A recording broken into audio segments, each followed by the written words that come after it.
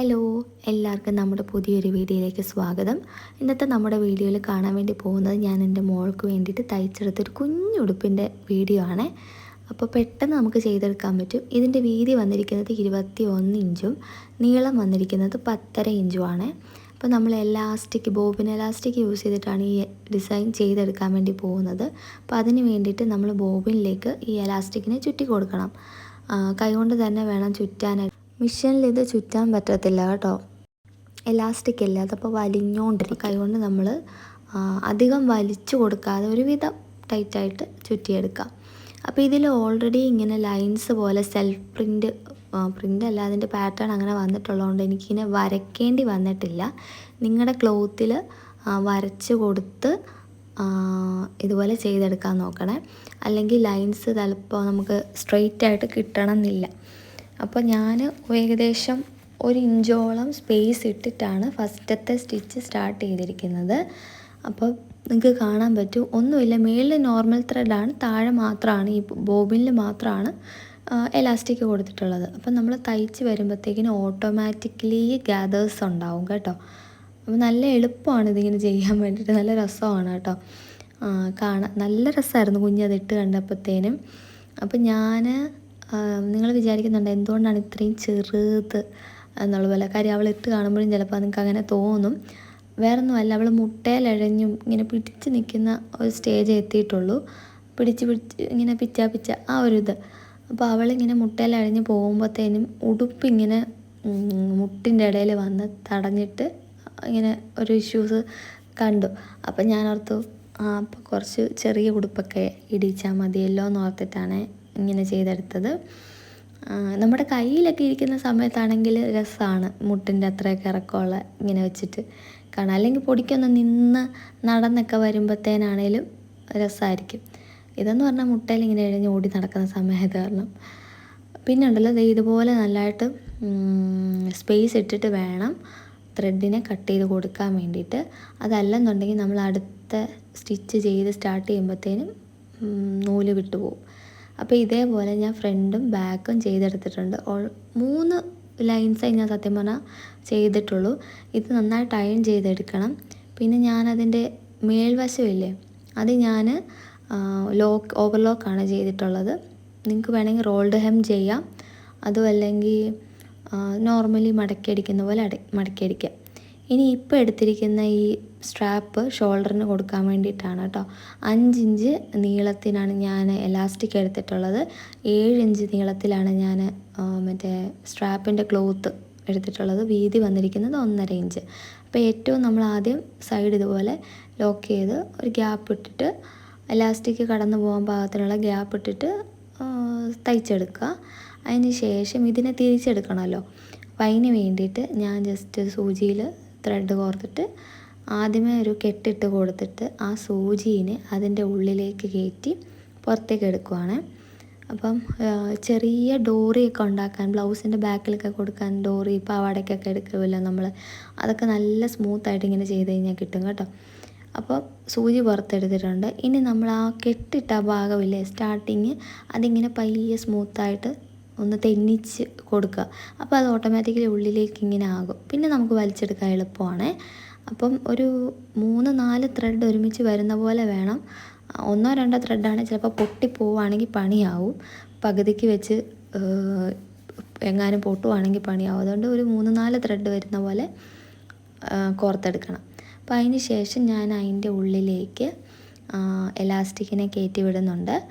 എന്നിട്ടൊരു 1/2 ഇഞ്ചോളം സ്പേസ് വിട്ടിട്ട് ഇപ്പുറത്തേക്കാക്കിയിട്ട് എന്താ പറയുക, എലാസ്റ്റിക്കിനെ ലോക്ക് ചെയ്ത് കൊടുക്കുന്നുണ്ട് ഒരു സൈഡ്. എന്നിട്ട് അതേപോലെ തന്നെ അപ്പുറത്തെ സൈഡ് ഇപ്പോൾ ഈ എക്സസ് ആയിട്ട് നിൽക്കുന്ന ക്ലോത്തിനെ ഞാൻ ഉള്ളിലേക്ക് ഗ്യാദേഴ്സ് പോലെ ആക്കി കൊടുത്തിട്ട് സെയിം പോലെ 1/2 ഇഞ്ച് സ്പേസ് ഇട്ടിട്ട് തയ്ക്കുന്നുണ്ട്. എന്തിനാണ് ഈ 1/2 ഇഞ്ച് സ്പേസ് ഇടുന്നതെന്ന് വെച്ചാൽ നമ്മൾ ഉടുപ്പിലേക്ക് അറ്റാച്ച് ചെയ്യുമ്പോഴത്തേന് എലാസ്റ്റിക്കും കൂടെ വരുവാണെങ്കിൽ അതിൻ്റെ ഒരു കട്ടി നമുക്ക് തയ്ക്കുമ്പോഴും വരും, ഇടുമ്പോഴും വരും. അപ്പോൾ അത് ഒഴിവാക്കാൻ വേണ്ടിയിട്ടാണ്. ഇതിൻ്റെ 2 സൈഡും അൺഫിനിഷ്ഡ് ആയിട്ടല്ലേ നിൽക്കുന്നത്. അപ്പോൾ നമ്മൾ അതുപോലെ എടുത്ത് ഉള്ളിലേക്കാക്കി തയ്ക്കുമ്പോഴത്തേന് അത് വൃത്തികേടാണ് ഉൾവശം. അപ്പോൾ ഇത് കണ്ടോ, ഇതേപോലെ വേണം നമ്മൾ സ്ട്രാപ്പ് തയ്ക്കാൻ വേണ്ടിയിട്ട്. കാര്യം അല്ലെങ്കിൽ ആ തുമ്പ് വശം നമുക്ക് പുറത്തേക്ക് കാണാൻ പറ്റും. കണ്ടോ? ഇപ്പം നിങ്ങൾ ജസ്റ്റ് ഒന്നിങ്ങനെ ചെയ്ത് നോക്കുമ്പോൾ നിങ്ങൾക്ക് മനസ്സിലാവും. എനിക്ക് പറഞ്ഞു തരാൻ എത്ര കണ്ടും അറിയത്തില്ല. അതായത് ഇങ്ങനെ ആ സൈഡിലേക്ക് വെച്ചിട്ട് വേണം ആദ്യത്തെ സ്റ്റിച്ച് കൊടുക്കാനായിട്ട്. അത് കഴിഞ്ഞ് ഇപ്പുറത്തേക്ക് സൈഡിലേക്ക് ആ സ്ട്രാപ്പിനെ തിരിച്ച് വെച്ചിട്ട് അടുത്ത സ്റ്റിച്ച് മുകളിലാക്കി വെച്ച് കൊടുക്കുക. ഇപ്പം നമുക്ക് ആ തയ്യലിൻ്റെ ആ ഭാഗം കാണാനില്ലല്ലോ. അപ്പോൾ അതേപോലെ 2 സ്ട്രാപ്പും ചെയ്തെടുത്തിട്ട് ഇപ്പുറത്തേക്ക് മറ്റേ ബാക്ക് സൈഡിലേക്ക് നമ്മൾ ഇതേപോലെ സ്ട്രാപ്പ് കറക്റ്റാക്കി വെച്ച് കൊടുത്ത് എന്തെങ്കിലും കൺഫ്യൂഷൻ ഉണ്ടെന്നുണ്ടെങ്കിൽ ഒരു പിന്നൊക്കെ വെച്ച് സെറ്റ് ചെയ്തിട്ട് വേണം തയ്ക്കാൻ വേണ്ടിയിട്ട്.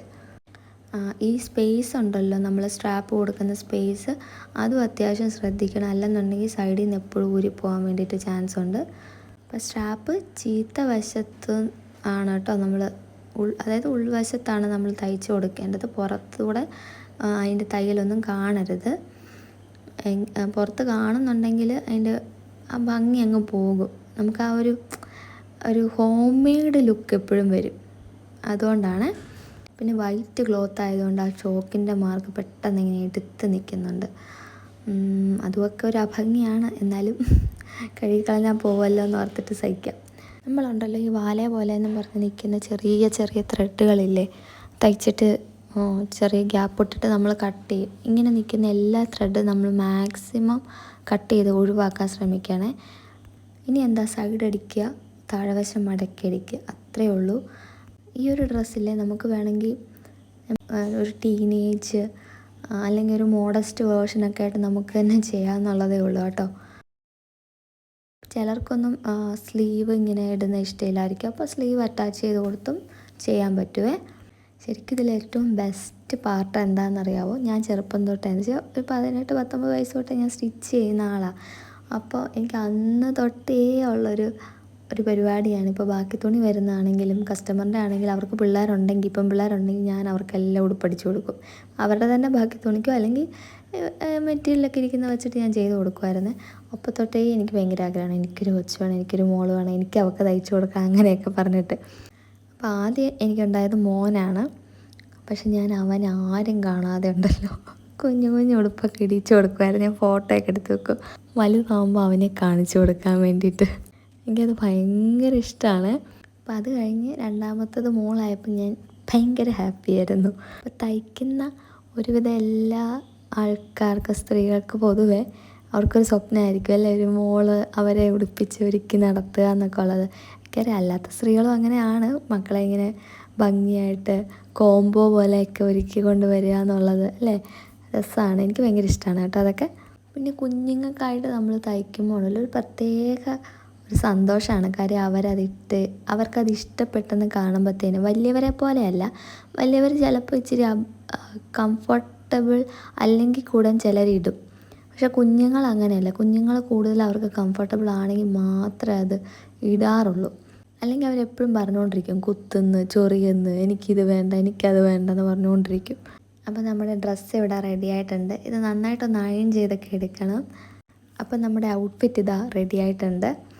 നല്ല രസമുണ്ടായിരുന്നു കേട്ടോ അവളിതിട്ട് കാണാൻ വേണ്ടിയിട്ട്. ഞങ്ങൾക്ക് എല്ലാവർക്കും ഭയങ്കരമായിട്ട് ഇഷ്ടപ്പെട്ടിട്ടുണ്ടായിരുന്നേ. അപ്പോൾ നിങ്ങൾക്ക് ഇഷ്ടപ്പെട്ടിട്ടുണ്ടോ എന്നൊന്ന് കമൻറ്റ് ചെയ്ത് പറയുക. അപ്പോൾ ഇതേപോലുള്ള വീഡിയോസിന് വേണ്ടിയിട്ട് ചാനൽ സബ്സ്ക്രൈബ് ചെയ്തേക്കുക. അടുത്തൊരു വീഡിയോയിൽ വേഗം വരാം. ടാറ്റാ.